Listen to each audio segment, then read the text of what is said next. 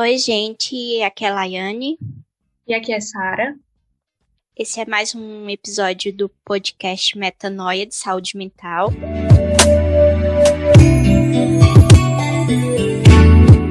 E hoje nós vamos falar sobre comportamentos autolesivos. E para dar início, nós vamos conversar com Carlos Aragão, que é doutor em Psicologia Clínica e Cultura pela UNB e especialista em tratamento de comportamentos autodestrutivos. Oi, Carlos, eu sou Laiane. E antes de iniciar a nossa conversa, a gente queria saber, afinal, do que é que se trata o comportamento autolesivo, a automutilação? Bom dia para vocês. Eu vou nomear esse fenômeno e esse comportamento como autolesão sem intenção suicida. Quando eu falo de autolesão sem intenção suicida, que é o termo utilizado pela Sociedade Internacional, eu estou tratando de um ato no qual, um comportamento no qual eu causo um dano imediato em parte do meu corpo, sem a intenção de causar minha morte, ou seja, sem intenção suicida, e com propósitos não validados socialmente. Esse é o conceito mais utilizado dentro desse recorte conceitual. Além dos cortes, que outras ferramentas as pessoas nesse comportamento usam para se machucar, se ferir? Há pesquisas que mostram mais de 22 métodos catalogados, pelos quais uma pessoa pratica autolesão. Então, o corte é o mais prevalente, por exemplo, a queimadura, você bater uma parte do corpo, ou você se bater, ou você bater a cabeça, ou socar a parede, por exemplo. Você passar uma parte do corpo em uma superfície áspera. Você, por exemplo, arrancar cascas de ferida propositadamente para não deixar a ferida cicatrizar. Então, há uma variedade muito grande de métodos dentro da autolesão sem intenção suicida. Mas o corte é a maior prevalência, sem dúvida alguma. Quais são os principais fatores de riscos associados a esse fenômeno? Todas as ordens de violência ou de abusos na infância e adolescência, Abuso sexual, físico e ou emocional, negligências, bullying, cyberbullying, perfeccionismo, excesso de rigor para alto desempenho, nesse caso, principalmente acadêmico. Estou falando de excesso, não de rigor. Não ter amigos, crises de orientação sexual. Não estou falando de orientação sexual, obviamente. Estou falando de crises que podem vir através do contexto de uma orientação sexual que não seja hétero, por exemplo. Eu queria saber se a mutilação entre adolescentes existe de fato um efeito de contágio. Existe e é muito grande. É muito importante que a gente observe o contágio. No comportamento suicida, é mais comum a gente saber que existe o efeito Werther, que é o efeito de contágio quando há uma publicidade em caso de suicídio, quando essa publicidade, quando essa notícia, ela é mal dada, mal colocada, ela é sensacionalista, etc. No caso da autolesão, o efeito de contágio é muito maior. Por isso que muitas vezes você chega numa escola e você vê um caso numa sala de aula e se nada for feito, você vai dias ou semanas depois e você vai ver N casos. Então, o efeito de contágio existe, é um comportamento também socialmente motivado e os dois ambientes de contágio principais são escola e internet.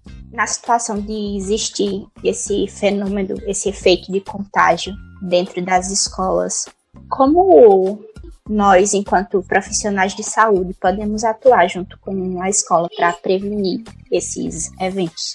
O Brasil, o ano passado, em abril, se eu não me engano, ou maio, aprovou uma lei nacional de prevenção de automutilação e suicídio. E essa lei obriga as escolas a fazerem a notificação desses casos que ocorrem dentro do ambiente acadêmico, envolvendo o conselho tutelar, a família, etc. Eu penso que a escola é o ambiente, é o locus mais importante para nós atuarmos, para nós investirmos, se quisermos, diminuir as taxas de autolesão, e de comportamento suicida também. Na sua tese de doutorado, você estava estudando muito a relação entre a ideação suicida e a autolesão sem intenção suicida, Você já falou que são eventos e fenômenos independentes, mas também podem estar relacionados, não é isso? Isso, exatamente. O que nós sabemos, isso a literatura é quase unânime, em dizer que a autolesão sem intenção suicida é um dos principais fatores de risco para suicídio. Então, hoje há pesquisas que mostram que mais da metade, antigamente se falava em 25%, mas a doutora James Whitlock, uma das maiores pesquisadoras do mundo, ela já trouxe dados no ano passado de que mais de 50% daqueles que praticam autolesão, se não forem tratados, caminharão para o comportamento suicida. Não necessariamente para o suicídio, mas pelo menos para o comportamento suicida. Carlos, a gente te agradece muito pela contribuição tão rica com o nosso podcast. E agora, seguimos com Leonardo. Érica Vasconcelos, médica de família e comunidade do município de Petrolina, preceptora da residência em MFC da Univasf. Doutora, como identificarmos um paciente com comportamento autolesivo? Eu costumo dizer que é muito atrelado a uma escuta ativa, né? E aí, assim, a gente vai precisar explorar um pouco mais as queixas dele e o comportamento dessa pessoa, né, desse indivíduo. Então, para a gente identificar esse comportamento, é sempre importante centrar na pessoa e tentar ouvi-la, identificar o que realmente ela está trazendo, né, entender essa pessoa como um todo, quais são as angústias que mobilizam ela a procurar o serviço de saúde, se por trás dessas queixas que ela está trazendo tem outros sentimentos, angústias, né? Sentimentos de cunho de saúde mental que mobilizou essa pessoa a vir procurar a gente, né? Eu costumo falar que às vezes o paciente vem com uma dor de cabeça, mas ele, na verdade, tem um sintoma depressivo, uma tristeza, uma ansiedade, né? Um luto patológico não trabalhado. E todas as situações de saúde mental podem provocar, né, e desencadear comportamentos autolesivos. Perfeito, Érica. E nesse sentido, como conduzir esse paciente em relação ao longo do tempo? Em relação ao segmento e acompanhamento ao longo prazo, né, ao longo do tempo, claro que isso depende muito da progressão do paciente. Eu sempre costumo dizer que na maioria dos pacientes a gente pode fazer o uso, né, de medicamentos, do tratamento medicamentoso, uma grande via de auxílio nessas situações. O tipo de medicamento, a quantidade de medicamento, a forma que vai ser administrada depende do grau de comportamento autolesivo que a pessoa tem, né? Desde identificar situações de compulsão, né, de distorção da imagem, até situações de tentativa de ação suicida. Então, cada uma das situações são medicamentos diferentes.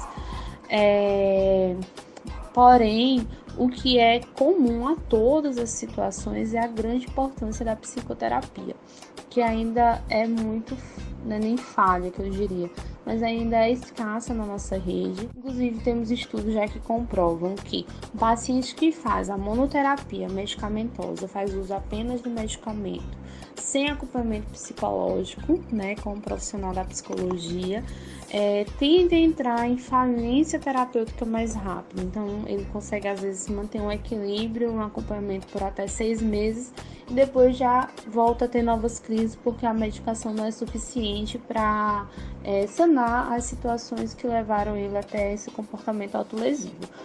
E o acompanhamento é sempre longitudinal, né? Sempre, como eu vinha falando, é sempre retornando para a equipe de saúde da família, o profissional de saúde da família, essa equipe, né, que vai ficar monitorando, identificando sinais de gravidade, fazendo referência e contra-referência com a especialização, com os especialistas, né, como psiquiatra, para a gente identificar a progressão desse paciente, né? Então, o paciente, a gente já considera que ele tem um tratamento inicial mínimo de 6 meses quando a gente pensa em terapia medicamentosa, mas isso realmente ainda é muito individual, por isso a grande importância de se entrar na pessoa, identificar a história de vida e o que levou essa pessoa a ter esse comportamento autolesivo. Obrigada, Érica, pela disponibilidade e pelas informações. Oi, pessoal, meu nome é Adriana e para encerrar o nosso podcast, agora a gente vai ouvir Augusto. Ele tem 23 anos, é estudante e paciente de saúde mental.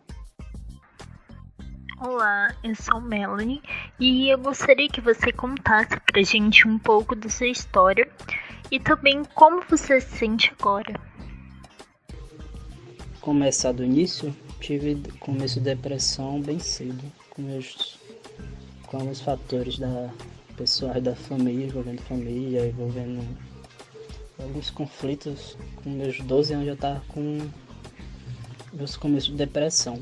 Isso foi evoluindo ao ponto de eu chegar a me mutilar.